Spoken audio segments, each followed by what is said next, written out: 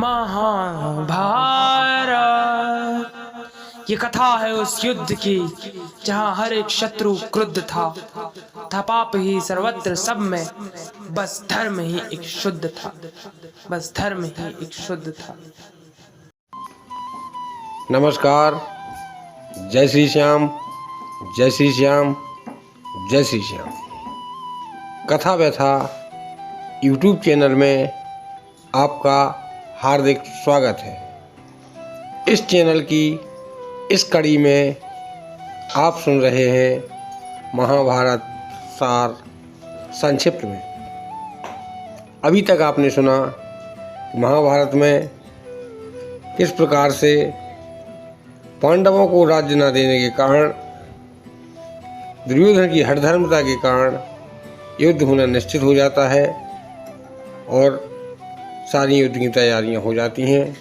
समस्त राजाओं महाराजाओं को युद्ध का आमंत्रण भेजा जाता है। इसके बाद जब युद्ध का समय नज़दीक आ जाता है तब दुर्योधन और यहाँ पर पांडवों की ओर से, पांडवों के पक्ष से युधिष्ठिर अपनी माताओं के पास जाते हैं। माताएं उन्हें क्या देती हैं जानने के लिए सुनिए पूरी कथा। जय श्री श्याम, जय श्री श्याम, जय श्री श्याम।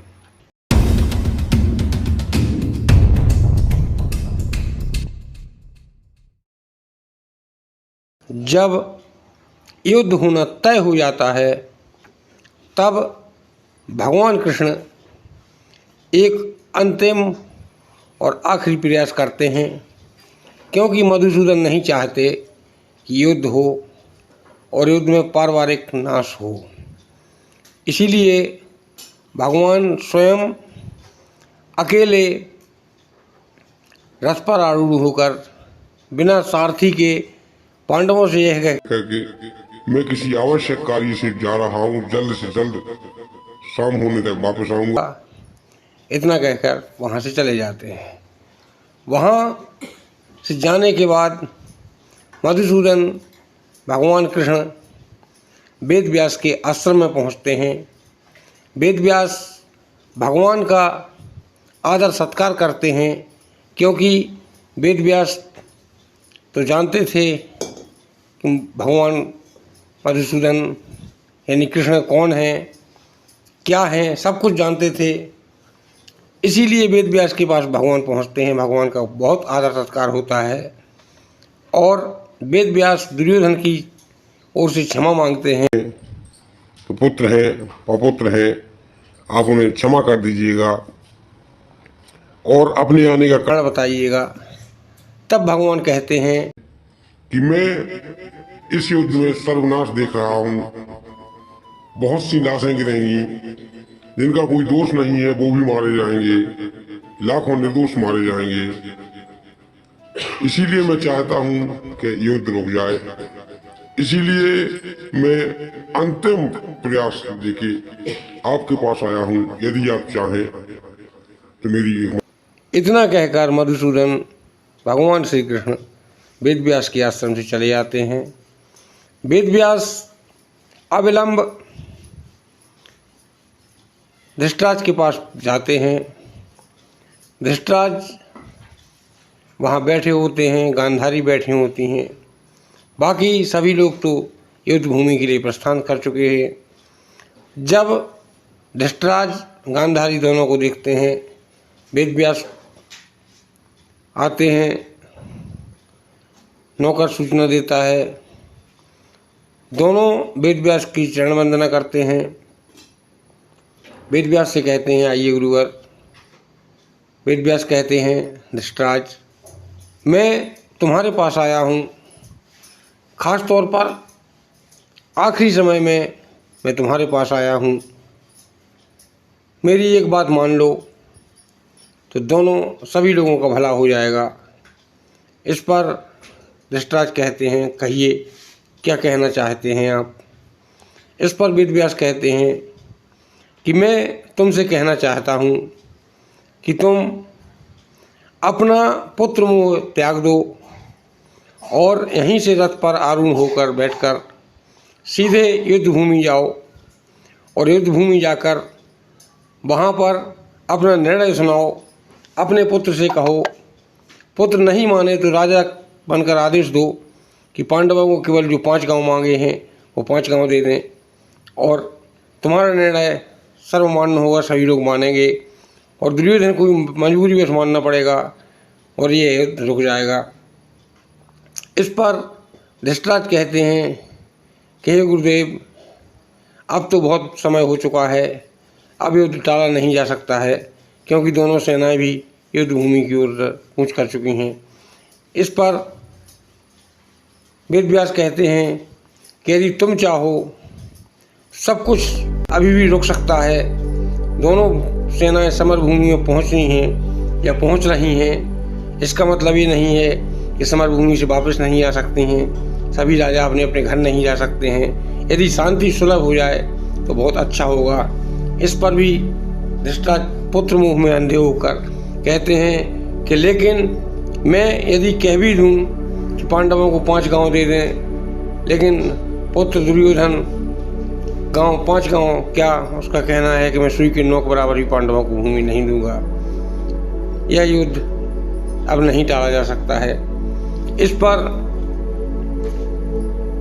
गुरुदेव कहते हैं कि अब मैं समझ गया हूँ कि तुम जन्मजात तो अंधे हो ही, लेकिन तुम पुत्र मोह में उससे भी अंधे हो चुके हो, और जब तक ये इतिहास रहेगा तब तक तुम्हें एक निर्मोही राजा के रूप में गिना जाएगा, जो अपने पुत्र के स्वार्थ हेतु लाखों लोगों को मारने के लिए तैयार है, लेकिन युद्ध नहीं टाल सकता है। अभी भी समय है, मान जाओ। इस पर धृतराष्ट्र कहते हैं अब कुछ नहीं हो सकता है, मेरे कहने से कुछ नहीं होगा। तब वह कहते हैं ठीक है, यदि तुम्हारी यही इच्छा है तब मैं जो जा रहा हूँ और अपनी माँ सत्यवती को भी अपने साथ में ले जा रहा हूँ। वह मेरे आश्रम में रहेंगी, क्योंकि अब उनका यहाँ रहना बेकार है। और जाने से पूर्व मैं तुम्हारे लिए दिव्य दृष्टि देता हूँ, जिससे तुम यहीं बैठे बैठे युद्ध भूमि का सारा हाल देखते रहोगे। इस पर धृतराष्ट्र कहते हैं कि हे गुरुवर, मैं अंधा, जब मैंने अभी तक अपने पुत्रों के लिए और किसी भी रिश्तेदार का मुँह नहीं देखा है, तो इस आखिरी घड़ी में ही मुँह क्यों देखूँगा। इसीलिए आप वह दिव्य दृष्टि हमें नहीं, हमारे सारथी संजय को दे दीजिएगा। वह हमें यहीं से बैठा बैठा युद्ध का सारा हाल बताता रहेगा और मैं युद्ध भूमि का सारा हाल देखता रहूँगा। इतना कहकर धृतराष्ट्र संजय के लिए दिव्य दृष्टि दिलवा देते हैं। संजय से गुरुवर कहते हैं कि हे संजय, नेत्र बंद करो। नेत्र बंद कर संजय पद्मासन लगाकर नेत्र बंद कर बैठ जाते हैं और गुरुवर मंत्र पढ़ते हैं, और मंत्र शक्ति द्वारा वह संजय से कहते हैं कि अब तुम सामने देखो तुम्हें क्या दिखाई दे रहा है। सो मन में विचार करो कि तुम युद्ध भूमि की ओर जा रहे हो और युद्ध भूमि में तुम देखना चाहते हो, क्या देखना चाहते हो। इस पर संजय मन में विचार करता है और उसे युद्ध भूमि दिखाई देने लगती है। इस पर वह कहते हैं लेकिन संजय, तुम्हें एक बात और ध्यान रखना है, हमारी यह दिव्य दृष्टि उतने दिन तक ही चलेगी जब तक युद्ध समाप्त नहीं हो जाता है। जिस दिन युद्ध समापन हो जाएगा उसके बाद हमारी दिव्य दृष्टि काम नहीं आएगी। इतना कहने के बाद वह अपनी माँ सत्यवती को लेकर आश्रम से विदा हो लेते हैं। धृतराष्ट्र, गांधारी दोनों उनकी शरण वंदना करते हैं और इसके बाद वह वहाँ से चले जाते हैं। इसके बाद वहाँ पर पांडव कहते हैं, भगवान कृष्ण पांडवों से कहते हैं कि ठीक है, यदि युद्ध नहीं रुक सकता है तब पांडवों में से जो बड़े हैं, युधिष्ठिर हैं, उनके लिए जाना चाहिए और अपनी माता से आशीर्वाद देना चाहिए और माँ गांधारी से आशीर्वाद देना चाहिए। इस पर युधिष्ठिर अपने रथ पर बैठकर माँ गांधारी सबसे पहले गांधारी के पास जाते हैं और गांधारी और अपने ज्येष्ठ पिता की शरण वंदना करते हैं, आशीर्वाद लेते हैं। इस पर गांधारी कहती हैं, हे पुत्र, मैं इस समय पर तुम्हें और या अपने पुत्र को किसी को भी विजय और पराजय का आशीर्वाद नहीं दे सकती हूँ, मैं मजबूर हूँ।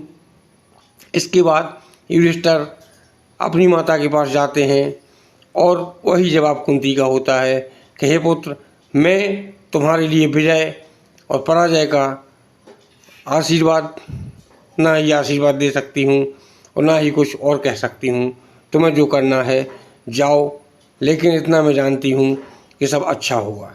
इसके बाद दुर्योधन जाता है और माँ कुंती के पास पहुँचता है, माँ कुंती की चरण वंदना करता है और माँ से कहता है, कुंती माँ से कहता है कि हे माँ, मुझे विजय होने का आशीर्वाद दो। इस पर कुंती कहती हैं कि मेरे लिए युधिष्ठिर और तुम में कोई अंतर नहीं है। इस पर कुंती कहती हैं कि जब मैंने अपने पुत्र युधिष्ठिर को आशीर्वाद नहीं दिया तो मैं तुम्हें भी आशीर्वाद नहीं दे सकती हूँ। अब तो जो होगा सब ईश्वर की इच्छा है। मैं ना तो ये कह सकती हूँ कि तुम विजय हो और ना ये कह सकती हूँ कि तुम्हारी पराजय हो। इसके बाद दुर्योधन वहाँ से, उसे उम्मीद थी कि उसकी माँ गांधारी उसके साथ अवश्य उसे विजय का आशीर्वाद देंगी।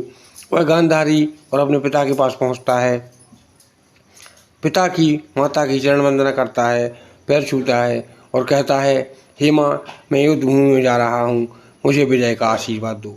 इस पर गांधारी कहती हैं, नहीं पुत्र, मैं तुम्हें विजय होने का आशीर्वाद नहीं दे सकती हूँ, क्योंकि अभी कुछ देर पहले युधिष्ठिर वहाँ पर आए हुए थे।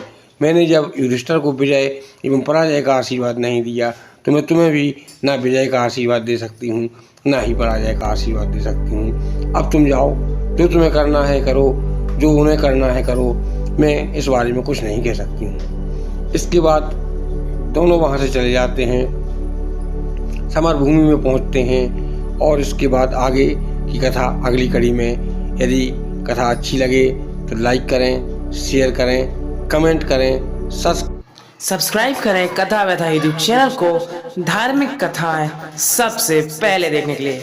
जय श्री श्याम।